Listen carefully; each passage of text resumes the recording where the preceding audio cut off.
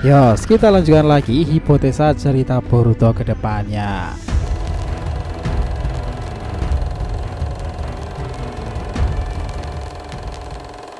Nah, hubungan antara Boruto dan Kawaki itu memang terkesan menarik ya teman-teman. Ini semuanya itu sebenarnya sudah ditakdirkan sejak awal loh. Bahkan dialah sang rival tersebut. Kejadian pada saat pembuka kisah Boruto ini juga sebagai bagian dari flashback mereka berdua. Artinya hingga chapter 12 Boruto to Blue Vortex ini sebenarnya itu kita masih disajikan dengan era flashback loh teman-teman. Dan yang menjadi menarik itu adalah dari mereka itu hubungan karma di antara masing-masingnya, kemampuan dewa tersebut. Di era sekarang ini baik Boruto dan Kawaki ini juga dihubung-hubungkan memiliki pemaknaan makna penting dalam judul terbarunya ya. Lalu bagaimana nih kelanjutan battle solo mereka nanti setelah insiden bersejarah tersebut? Konoharata dengan tanah kala itu, dan itu menjadi momen menarik. Apakah Nana Daime sudah diselamatkan lagi? Apakah Shikamaru selamat pula? Dan apakah karena Boruto sudah benar-benar dikendalikan tuh? Karena jika menelisik dari beberapa chapter ke belakang ya, kita tahu betul kondisi sekarang Boruto terkesan lebih badas dari Kawaki dan kesulitan mengimbangi sosok yang dianggap villain sekarang ini kan. Bagaimana bisa nih kau Boruto sekuat ini? Dia bahkan menambahkan kata-katanya, bagaimana bisa kau Boruto sekuat ini? Lalu di masa depan Boruto tuh akan menjawab di usianya 16-an 17-an tahun itu, Kawaki, aku benar-benar tak menyangka kau sudah sekuat ini. Well, ini akan seru teman-teman. Yuk kita mulai bahas hipotesanya dari sini.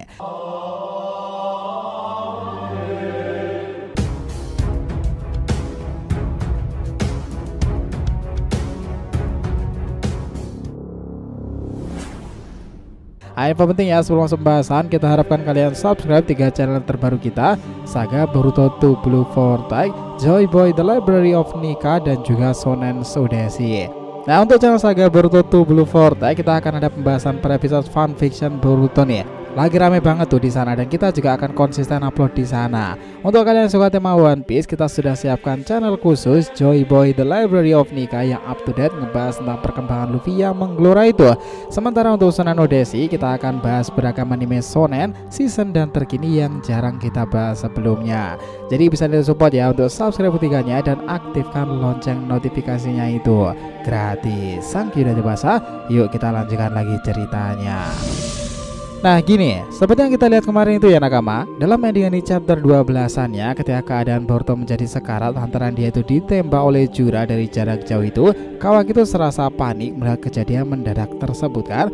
Bahkan reaksi yang dia tunjukkan itu serasa malah melindungi Boruto sementara waktu loh. Mungkin itu di luar plan Kawaki ya. Sebenarnya dia ingin membangkitkan karma Boruto lebih lanjut, meski ya terkadang Kawaki itu kayak nggak sadar diri gimana perbandingan kekuatan mereka sekarang ini. Nah, kalau ngomongin perbedaan paling signifikan antara Kawaki dan Boruto ini di 2-3 tahunan masa perubahan itu, Boruto ini mentalnya benar-benar diuji loh.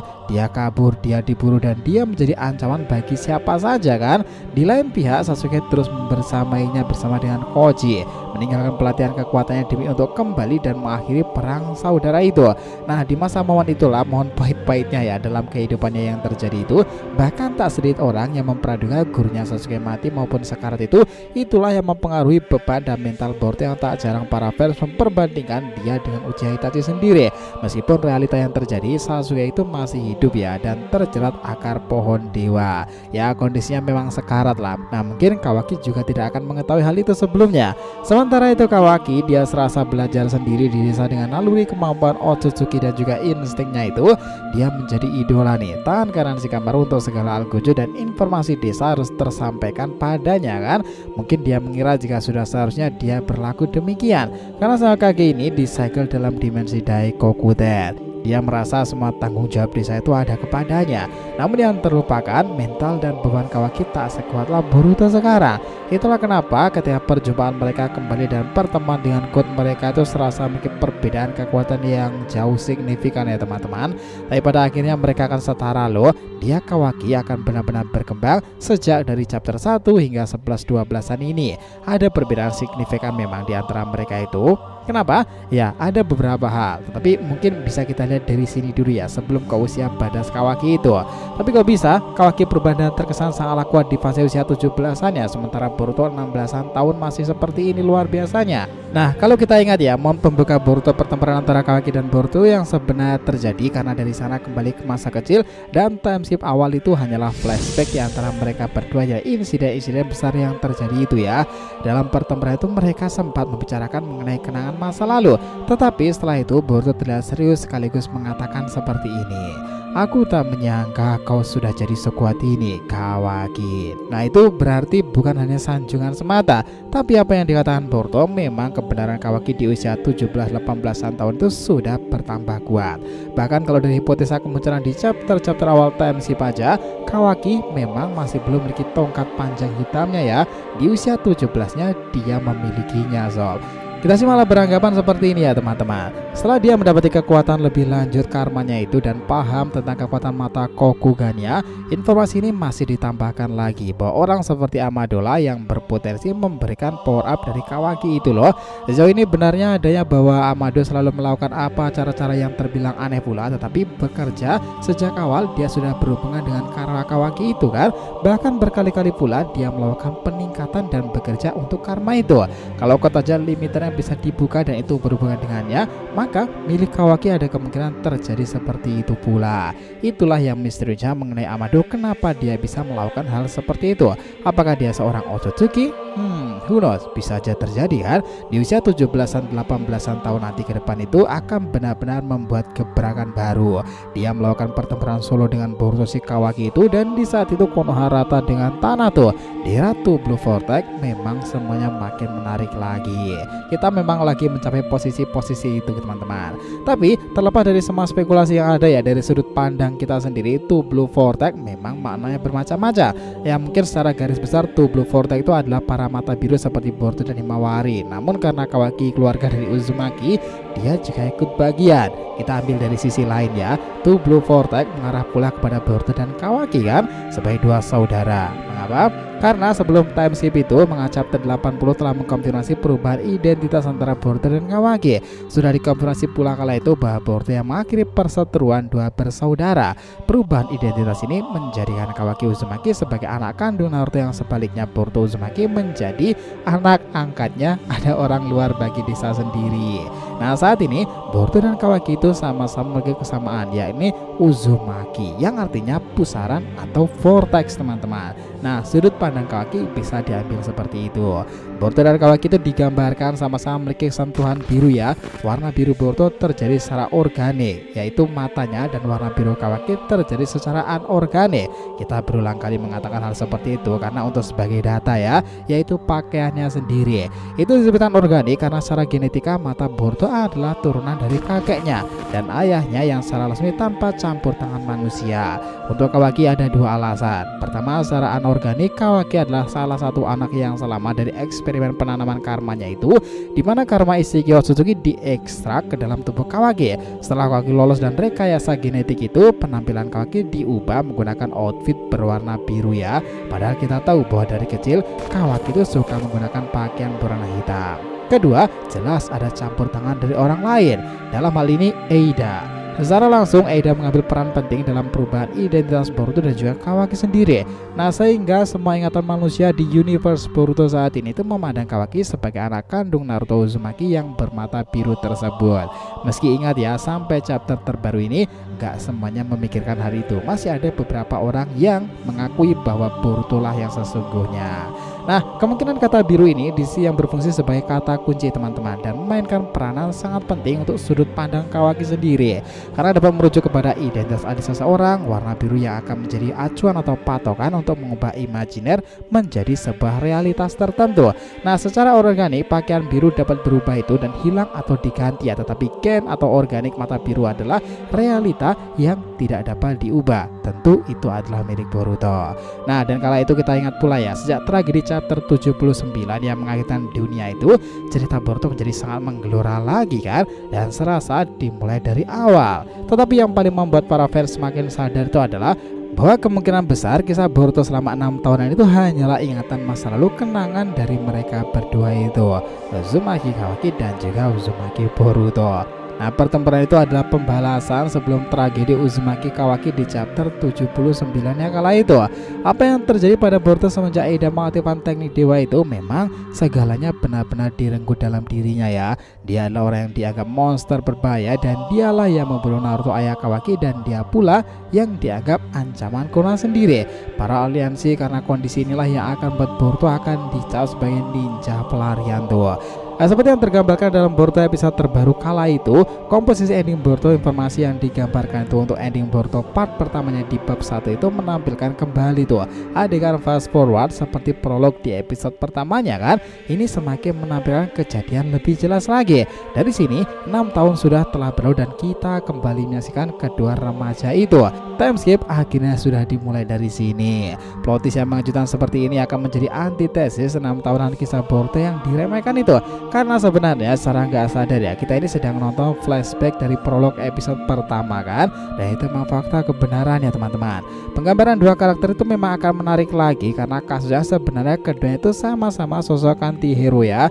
Mereka memiliki keyakinan dalam dirinya masing-masing. Boruto tentu tak jahat seperti Kawaki, tak 100% monster dalam dirinya pula ya. Kenapa kita bilang seperti itu? Ya, kita ingat teman-teman, Boruto yang menjadi korban dari teknik omnipoten dan kehilangan segala-galanya itu memang sesuatu menyakitkan untuk Boruto sendiri. Di sisi lain, di sini dia adalah korban pula, tetapi dari sisi yang berbeda, Kawaki tak 100% bersalah. Sama seperti perkataan Naruto ketika Kawaki membunuh Boruto kala itu kan, dia Kawaki tak 100% bersalah Shikamaru. Nah, Naruto bersikeras seperti itu yang marah kepada Shikamaru kala itu. Fakta lainnya, Kawaki itu hanya takut bahwa Boruto ini nggak terkendali dalam mode yang tak terduga seorang Otsutsuki sendiri. Dia bisa membunuh Naruto kapanpun dan menghancurkan Konoha sendiri kan. Itulah ketakutannya. Nah, karena cinta butanya dengan Naruto inilah yang membuatnya itu berpikiran ke depan sebagai tameng pelindung yang bisa mencegah Boruto untuk membunuh Naruto sendiri. Karena Momoshiki sendiri benar-benar menyimpan dendam kesumat terhadap Hokage yang telah membuatnya menanggalkan karma dalam tubuh sang wadahnya. Nah, karena kasus inilah di chapter 79 kala itu, Kawaki itu membuang Naruto di dimensi lain, di mana waktu juga berhenti bekerja di sana. Artinya Naruto itu tak akan kelaparan, tak akan bertambah tua, dan dia tetap Naruto dan Hinata dengan kondisi yang pertama. Nah, kondisinya mereka akan sama, dan karena efek dimensi lain yang dibuat menggunakan Daikokuten tersebut, atau yang sekarang lebih dikenal sebagai Kokugan ya teman-teman. Itulah kenapa saat kedua di time skip ini maupun kembali ke fast forwardnya nih, keadaan pertempuran episode 1 kala itu, jika Boruto berhasil dalam dimensinya, Naruto akan keluar dengan kondisi yang sama seperti saat insiden sebelum pembalikan realita Eida. Nah, bukankah itu menarik? Nah, selain itu, kejadian flashback dan kembali ke kisah time skip itu merupakan battle solo antara keduanya ya. Bahkan itu bisa dibilang teman-teman, dilihat dari sisi manapun mereka ini juga seimbang. Mereka teresonansi karma, mereka pengguna dojutsu, dan mereka itu terhubung dalam pusaran Uzumaki kan. Kita tahu bahwa vortex sendiri itu berkaitan dengan beberapa pemaknaan ya. Salah satunya adalah cairan pula. Nah, hal ini terasa dengan senada pula dengan keadaan desa asal Uzumaki, yakni Usushiogakure, yang artinya tanah pusaran air itu. Ini makin relate pembahasan seputar Uzumaki setelah manganya Minato kala itu dijelaskan ya melalui mito bahwa klan tersebut simbolnya itu memiliki rahasia tersendiri. Sebuah kebanggaan klan yang terkenal pemilik penyegelan terhebat sepanjang masa. Sekarang tambah nyambung bahwa klan dan spiral Uzumaki ini serasa menjadi daya tarik menarik dalam era time skip to Blue Vortex-nya. Kisah tentang spiral yang akan ditampilkan lebih jauh lagi. Uzumaki akan memiliki perannya dalam wadah-wadah dan juga monster di era sekarang. Tentu Kyuubi dan juga Otsutsuki. Nah, sementara kisah dari langit sendiri nih, penggambarannya kita tahu bahwa kekuatan yang overpower di era Boruto selalu berkaitan dengan benda-benda di langit kan.